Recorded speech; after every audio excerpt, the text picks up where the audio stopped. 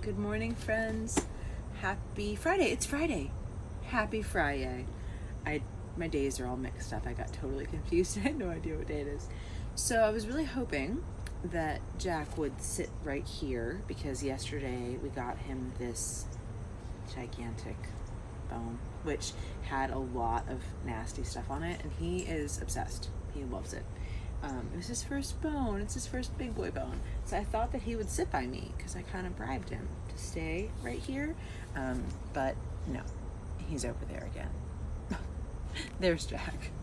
So all of his toys, as you can see, are like scattered along the couch. So he's probably going to go back and forth as he sees fit. So if you're here for the Jack cam, there he is in all of his glory, and hopefully he will come back over here in a minute. But he just pounced on his toys, so he's kind of just chilling on the couch. So happy Friday. We're very, very glad that you're here. For those of you that were with us yesterday, we had our inspection at the new house and it went really well. So there are a couple things that they might need to fix, but I think that things are moving forward. So yay, yay, yay. We are really excited. That means that we move in less than a week. We move in less than a week. The house is not really packed, so there's that. Like, parts of it are, but hey, boo, when you have that many people, oh good, there we go, the bribe. When you have that many people in one house, it's not really easy to pack. So that's what we're doing for the rest of the weekend, is packing and getting ready, because we move next Thursday. So yay. And while I was in the house, I was trying to figure out where Jack was going to go, because it's a very old house, so there isn't really space for a place for him to sleep. But we think we might be able to make some space under the stairs, which would be really, really cool. So that might be where Jack lives, like one of those really cool cut under the stairs, like, you know, fancy schmancy dog areas. So that might be the plan. So we'll have to keep you guys updated, let you see the house and move in and all that kind of stuff. So we're very, very, very excited. A place to go that's going to be ours, and a fenced-in yard for Jack. Yay, a fenced-in yard for Jack. Thank you. He is a sweet dog. He really, really is. Like, this gigantic boy is very, very gentle. So yeah, I saw this thing, I think it was a TikTok, where it said if your dog loves you, they sit in front of you. And he really does all the time. He will come and he'll sit in front of me and kind of put his butt on me. And I was really glad that I saw that TikTok, because now when he does it, I'm like, oh, you love me. Before I was like, bruh, why will you not snuggle with me? So at least now I can look at it like he's doing it because he loves me. So there's your morning dose of Jack's sweet face while he's gnawing on that bone, because treats are definitely life for him. So yesterday we read Job 1 through 5. Today we have Job 6 through 9. I'm not sure if it's getting easier for you guys to read through this. I still feel like it's a little bit weird that I'm reading the Bible live on TikTok, but imperfect obedience, right? So that's what we're gonna do, and I love that you're here for it and that you're doing it with me, because it feels a little bit less weird if I'm not the only one. So thank you for being here, for part of it, for all of it, for any of it. I appreciate you. I'm really grateful that you guys are here with me. So thank you, thank you. And of course, who would not want to start their day with that? Right? Look at his ears. I love this part of his ear. Is the softest ever. You know, when you were little, I know my kids had like a lovey that they would sleep with. I could totally sleep like rubbing this part of his ear, because it is so soft. And yeah, you said he's a sweet dog. Did you see that? He's chewing a bone, and I just reached over and grabbed his ears. He doesn't care. And I've also like this. Thank you. Just to see, you know, because they say that you're supposed to do that with dogs, and he doesn't ever do anything other than that. And look at you with those super soulful blue eyes. So he's a pretty good one. We're pretty happy with him. Okay, Job 6. It says, Then Job spoke again. If my sadness could be weighed and my troubles put on the scales, they'd be heavier than all the sands of the sea. That is why I spoke so rashly. For the Almighty has struck me down with his arrows. He sent his poisoned arrows deep within my spirit. All of God's terrors are arrayed against me. Don't I have a right to complain? Wild donkeys bray when they find no green grass, and oxen low when they have no food.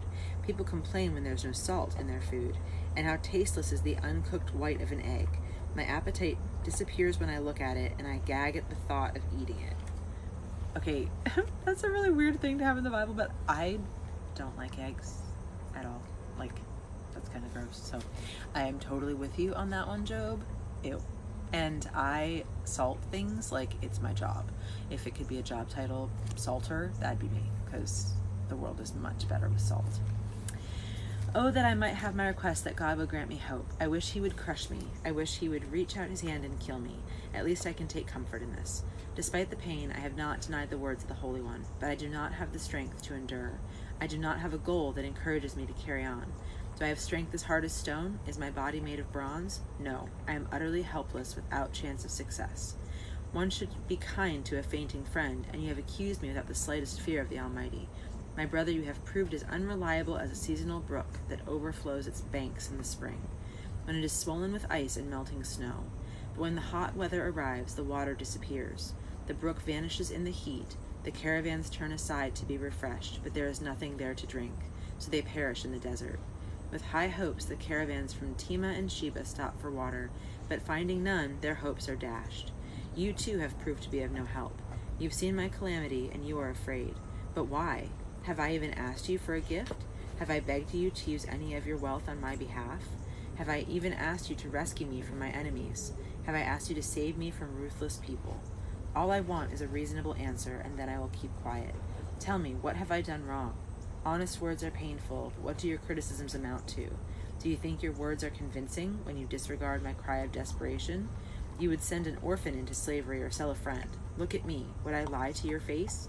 Stop assuming my guilt, for I am righteous. Don't be so unjust. Do you think I'm lying? Do I not know the difference between right and wrong? Whoa. So, the last time that we read, we were reading Job's friend talking to him, and I was like, wow, that guy's out of control. And it seems like Job just kind of put him in his place. So that was really interesting. Yikes. And, like, when he says, I don't have a goal that encourages me to carry on, that's really interesting, right? Like, I am so goal-oriented. If I don't have a goal, like, there's no point to trying to make things happen. So I don't know, how's that for you guys? Like, let me know. Do you have a goal that you're like, okay, without it, this isn't worth it, you know? Because that's kind of what he's saying. So what do you have to look forward to? What are you working towards right now? What are your goals that kind of keep you going in the morning? That's really interesting, because I'm pretty sure that it's saying without them, it's not as easy to stay motivated, you know? So, interesting. So, I row. I started rowing a couple months ago, and my goal is to row, like, can't believe I'm telling you this, but the collegiate level. Yeah. I'm old, as my kids have told me. I'm 39, so I'm not collegiate level by any stretch of the imagination. But the internet told me how fast you have to be to row to get into a D1 school in college, and that became my goal. And this old lady feels like she's kind of killing herself, but I will do it. I will. And that's what keeps me motivated to row every day. I only have to do it once. I just need to make it to my goal. Just need to make it. So that's my goal. Tell me your goals. Like, what thing would you feel kind of silly saying out loud that you're working towards? Because I think I'm a college athlete. And not just a college athlete. I'm going to be a D1 college athlete. I know, it sounds ridiculous, but me and my little rowing machine, we're doing it. And, by the by, when I first started, I was much slower, and I'm only like 5 seconds away. So, just saying. All right, so, Job 7. I don't know if I said this because I'm not very good at this, but we're only reading through Job 9 today. Yay. Okay. Is this not the struggle of all humanity? A person's life is long and hard, like that of a hired hand, like a worker who longs for the day to end, and like a servant waiting to be paid. I, too, have been assigned months of futility, long and weary nights of misery. When I go to bed, I think, when will it be morning? But the night drags on, and I toss until dawn. My skin is filled with worms and scabs. My flesh breaks open, full of pus. Ew. Ew. Ew. My days are swifter than a weaver's shuttle flying back and forth. They end without hope. O God, remember that my life is but a breath, and I will never again experience pleasure. You see me now, but not for long. Your eyes will be on me, but I will be dead. Just as a cloud dissipates and vanishes, those who die will not come back. They are gone forever from their home, never to be seen again. I cannot keep from speaking. I must express my anguish. I must complain in my bitterness. Am I a sea monster that you place a guard on me? If I think, my bed will comfort me, and I will try to forget my misery with sleep, you shatter me with dreams. You terrify me with visions. I would rather die of strangulation than go on and on like this. I hate my life. I do not want to go on living. Oh, leave me alone for these few remaining days. What are mere mortals that you should make so much of us? For you examine us every morning and test us every moment. Why won't you leave me alone, even for a moment? Have I sinned? What have I done to you, O watcher of all humanity? Why have you made me your target? Am I a burden to you? Why not just pardon my sin and take away my guilt? For soon I will lie down in the dust and die, and when you look at me, I'll be gone. Wow. Verse 16 says, I hate my life and I don't want to go on living. That does not sound like it was written thousands and thousands of years ago. That sounds like it was written yesterday. I was reading an article about the impact that COVID is having on kids and how the suicide rates have gone crazy and how these kids are struggling. You know, they're teenagers that are trying to figure out how to make their way in a world that is upside down right now for a lot of them. And that sounds like any one of them could have written it. And it makes my heart so sad. It is so crazy that they could say, I hate my life and I don't want to go on living. You know, and it's written. That's what he says. So I'm really, really excited. I don't quite remember, but I'm pretty positive that this story ends well. I hope that this story ends well, because it's been pretty dark for the last 2 days, and I'm hoping there's redemption in the end. So, all right, chapter 8. Then Bildad the Shuhite replied to Job. So that must be one of his other friends that sat on the ground with him for 7 days and didn't talk. How long will you go on like this? Your words are a blustering wind. Does God twist justice? Does the Almighty twist what is right? Your children obviously sinned against him, so their punishment was well deserved. Okay, pause. I'm sorry. If you came at me like that about my kids, bro, you would not be talking. You would not still be sitting next to me. Who the hell does Bildad the Shuhite think he is? Who does he think he is? I'm sorry. Your kids must have sinned and it's okay that God took them?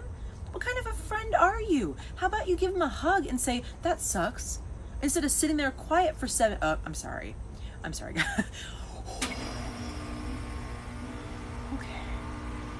All right. I don't know if it's just the mama bear in me.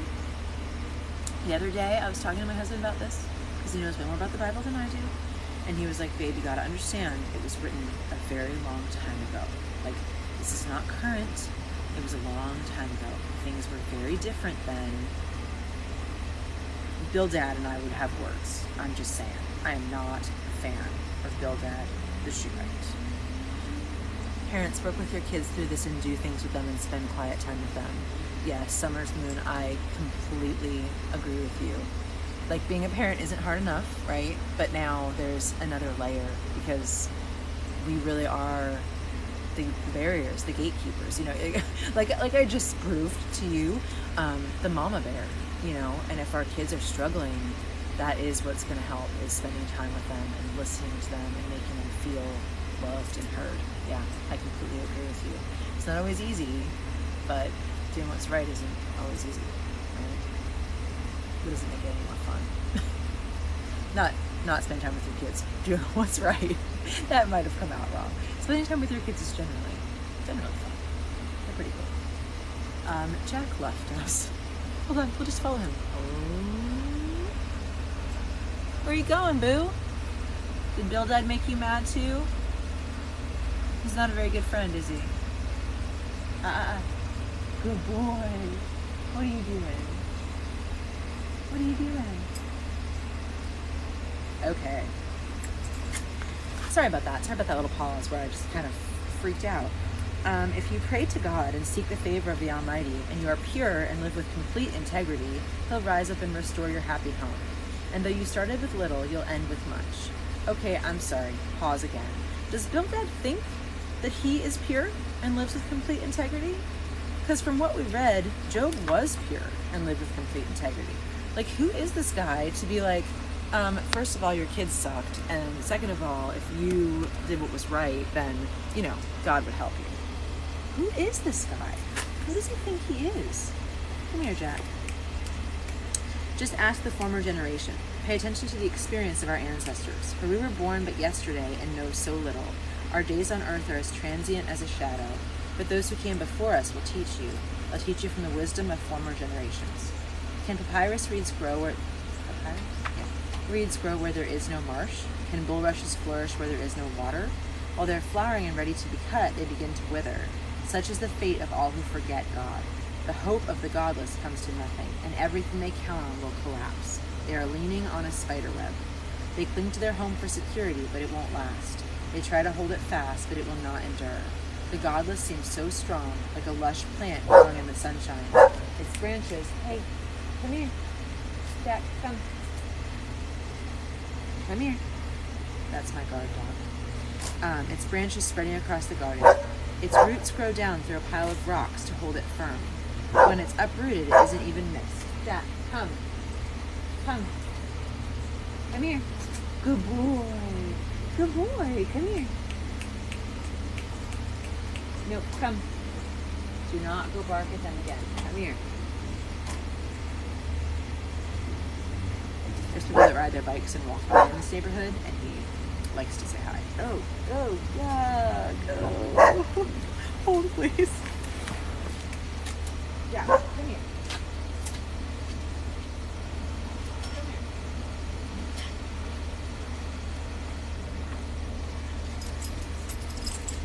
Come here. Come here. You got your nasty bone juice all over me. Come here. There it is. Come here. Look, come see people. Come here, Jack. No, you cannot go on that side. No. That's dangerous. There's something back there that he really, really wants. All right, we're almost done. So let's finish this and hopefully he's not yelling at people. So you're in a spider web, and then at the end of its life, you're not missed. That's pretty much what this guy's saying. I am not sure why Bildad feels like he has the authority to say all of that, but apparently he thinks that you should ask the former generation and be perfect. Cool. Yeah. Like, seriously, guys. Okay, so I just said to you, in chapter 6 it says have a goal. Yes, that is an amazing, amazing thing, right? Have a goal so that you have something to look forward to, something to keep you motivated, something to follow. Perfect. Then we get to chapter 8, and this guy's like, by the way, if you aren't perfect, then you're leaning on a spider web, and your kids were killed because you suck. What? How about Job's goal should be better friends, is my opinion, because this guy, I am not sure. Like, maybe God put it in here to show you what kind of a friend not to be. Maybe that. But look, God will not reject a person of integrity, nor will he make evildoers prosper. He will yet fill your mouth with laughter and your lips with shouts of joy. Those who hate you will be clothed with shame, and the tent of the wicked will be destroyed. Okay, so I think he was trying to end on a positive note. I'm not sure, but it was still mean. Like, so he says at the end, okay, so look, maybe God will like you, and he'll just hate everybody else. Like, could you just be a little bit more positive here, Bildad? Like, enough with the hatred, maybe. Okay, last chapter. Then we're done for today. So Job spoke again. Yes, I know this is all true in principle, but how can a person be declared innocent in the eyes of God? If someone wanted to take God to court, would it be possible to answer him even once in 1,000 times? For God is so wise and so mighty, who has ever challenged him successfully? Without warning, he moves mountains, overturning them in his anger. He shakes the earth from its place, and its foundations tremble. If he commands it, the sun won't rise, and the stars won't shine. He alone has spread out the heavens and marches on the waves of the sea. He made all the stars, the Bear, Orion, the Pleiades, and the constellations of the southern sky. His works are too marvelous to understand, and he performs miracles without number. Yet, when he comes near, I cannot see him. When he moves on, I do not see him go. If he sends death... Jack, come. Come here. Come here. If he sends death to snatch someone away, who can stop him? Who dares to ask him, what are you doing? And God does not restrain his anger. The mightiest forces against him are crushed beneath his feet. And who am I that I should try to answer God or even reason with him? Even if I were innocent, I would have no defense. I could only plead for mercy. And even if I summoned him and he responded, he would never listen to me. For he attacks me without reason and multiplies my wounds without cause. He will not let me catch my breath, but instead fills me with bitter sorrow. As for strength, he has it, and as for justice, who can challenge him? Though I am innocent, my own mouth would pronounce me guilty, and though I am blameless, it would prove me wicked. I am innocent, but it makes no difference to me. I despise my life. I hate hearing Job say that. Innocent or wicked, it is all the same to him. That is why I say, he destroys the blameless and the wicked.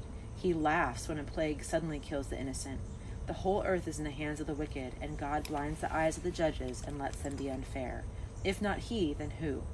My life passes more swiftly than a runner. It flees away, filled with tragedy. It disappears like a swift boat, like an eagle that swoops down on its prey. If I decided to forget my complaints, if I decided to end my sadness and be cheerful, I would dread all the pain he would send. For I know you would not hold me innocent, O God. Whatever happens, I'll be found guilty, so what is the use of trying? Even if I were to wash myself with soap and cleanse my hands with lye to make them clean, you would plunge me into a muddy ditch, and I would be so filthy my own clothing would hate me. God is not a mortal like me, so I cannot argue with him or take him to trial. If only there were a mediator who could bring us together, but there is none. The mediator could make God stop beating me, and I would no longer live in terror of his punishment. Then I could speak to him without fear, but I cannot do that in my own strength. Wow. Aw, thank you. Somebody sent a rose. I don't know what that means, but thank you. I love flowers. That's really pretty. Thanks. All right, so guys, we're done with that for today. Yay. I think, come here, Jack. Come say goodbye to everybody. Come here. He's in his favorite spot, which is underneath this place. Come here. Oh, that was my jaw. Oh, you've gotten heavy. Mwah.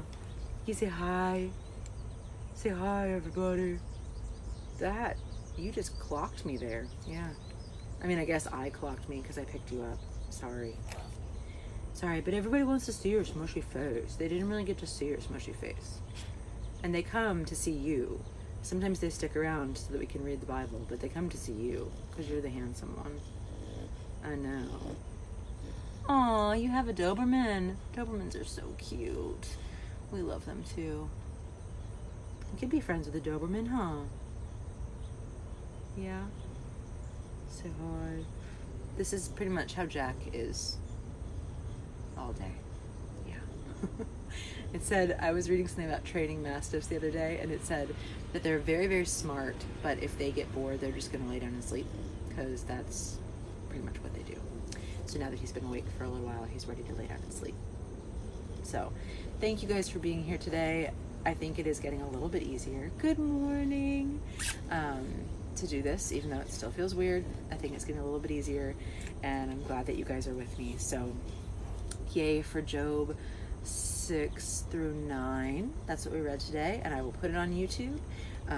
Let me know in the comments what you guys think. I think it's cool that like this time there was something to take away from it, you know, like it's not just a story, but what are your goals? Like, what's one thing that you can put out there as a goal? I've been told my whole life that when you have a goal that you're supposed to write it down. Writing your intentions actually solidifies them more in your brain than just thinking them. So it goes in 3 phases. Like if you think it, that's one thing. If you say it aloud, that's like a whole nother level, because then your mind is hearing you say it. And if you write it, then it's like really solidifying it, because you're not only you're thinking it and you're saying it out loud, but you're actually putting action to it. So when you guys are thinking about it and trying to figure out what you want your goal to be, something to work towards, write it down. Like, put it somewhere where you can see it, and then it will become something that becomes part of what you're doing and part of your reason for living. Because like Job was saying, without a goal, you kind of feel like a boat adrift or aimless, right? And let's make one of our goals to find better friends. And actually, okay, I lied. Let's change that. So Bildad was awful, right? I think we can all agree. If you guys didn't hear me read that part, it'll be on YouTube. You can go back and read it. One of Job's friends was, in my opinion, a terrible, terrible friend. So I was about to say, let's find friends that aren't like Bildad, right? But maybe we should actually be being a friend that's not like Bildad, because finding them might not be the easiest thing. I mean, you can't really, finding friends right now in COVID is crazy anyway. So maybe we should be a friend that's not like that, right? Like, let's be less quick to judge and quicker to listen. And instead of sitting there for 7 days without saying anything, like, let's be a shoulder to cry on and somebody to give a hug and listen, right? Let's try to be a friend like that. So there you go. That's going to be my goal, because I would really like to be the change that I want to see in the world. The dog just left me. Yeah, he's definitely sleeping. Where is the puppy? He is down there. That's where Jack went. That's his booty. This is one of his favorite spots in the whole house, which is ironic because we're outside. But anytime that we come out here, our family, there's a lot of us. Oh! Sorry, he might not be sleeping anymore. Sorry, Jack. Anyway, there are a lot of us, and we love to spend time out here. And he is always under the couch, always. So he's getting to be too big. I'm not sure what he's going to do when he doesn't fit. And yes, he is part Corso. So people ask me that, I probably literally like 100 times a day. He is Corso, Bordeaux, and English. So he's a mix of all three of them. So when I got him from the breeder, she just said hybrid. And when I went to pick him up, I was like, hold on. I need you to be really specific. What the heck is a hybrid? So that's what she said. He's part Corso, part Bordeaux, and part English. And that's what makes the Merle, I guess. So that's why he's spotty, which I think is the cutest thing ever. So yeah, that's right. So his pattern, his coat is actually really cool. It's all different, and it hasn't really changed as he's gotten bigger. It's just gotten a little bit darker. So thank you. I think he's pretty beautiful too. So happy Friday, guys. I'm so excited that it's the weekend. Yay. I hope you have great plans. We're packing, but packing is good because we have somewhere to go. Packing is good. Jack is a boy. He's going to be a big boy too. He was the biggest one in his litter by over a pound. And when they were born, I had first pick, and he was lighter than all the other ones. So I was like, I want that guy. He looks different. He calls to me. But the breeder was like, he is a chunk. He is the biggest by far. So he is going to be well over 200 pounds. The last time I weighed him was a week ago now, and he was already 45. So yeah, he's going to be huge. Can you say goodbye to everyone? Here, let me see if I can go this. I don't know if I can change this, guys. I'm sorry. I'm like not very, no, I'm not very, whatchamacallit, technological. So I'm going to turn my phone so you can see his face. There. Hey, Jack. Hey, Jack. Yeah, that's about all you get. All right. Well, have a great weekend, guys. I will see you tomorrow morning if you are reading through the Bible with us. Yay. And if not, then I hope that you have a fantastic time. Can't wait to hear from you, and thank you for being here. I appreciate you. Have a great day.